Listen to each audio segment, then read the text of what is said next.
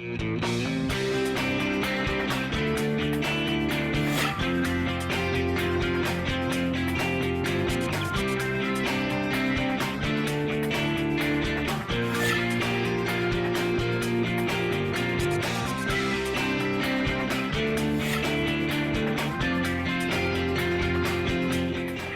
I'm Kristen Oaks-White. And I'm Avery Davidson. Thank you for joining us for This Week in Louisiana Agriculture, the only TV show bringing Louisiana farmers and consumers together every week. Well, this is not breaking news, but farming is dangerous, and when accidents occur, they can be tragic.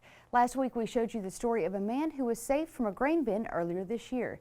The key to that successful rescue was first responders who were prepared for this emergency. That's why the Louisiana Farm Bureau Federation hosts workshops each year to train both farmers and first responders for this exact scenario. As TWILA's Karl Wiggers shows us, attendees got a new perspective on safety in Bastrop. From a bird's eye view, it's easy to see how difficult a rescue like this can be. However, there's a huge difference between this training seminar and a real grain bin rescue. For starters, the sunlight you see is a luxury, as well as the pole you see these first responders holding on to. While those differences are present, Wendell Miley, the safety coordinator for the Louisiana Farm Bureau Federation, says that this training absolutely saves lives. You know, last year, 12, 13 months ago, we did have a fatality in New Roads where it was just a body recovery. But since then, the two incidents that we've had, we were able to rescue those victims from those grain bins. And I think because of the training that's been made available over the last several years, there is some knowledge of how to go about, safely and effectively getting them out of that grain bin. Hands-on is the best way to learn here by jumping in the corn and getting buried up to your chest. One of today's victims is Ouachita Parish firefighter Casey Barton.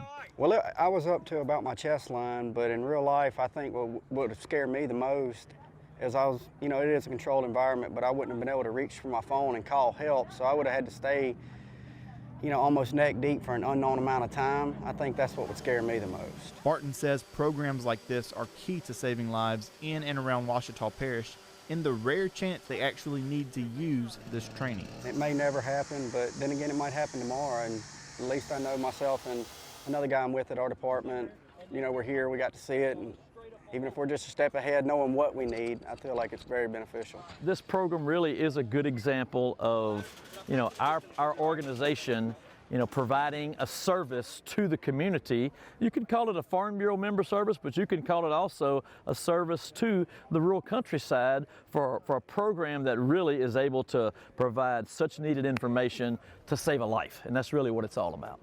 After years of putting on these training workshops, we have quite the collection of resources and videos online, from Facebook Live videos to other stories like the one you just saw.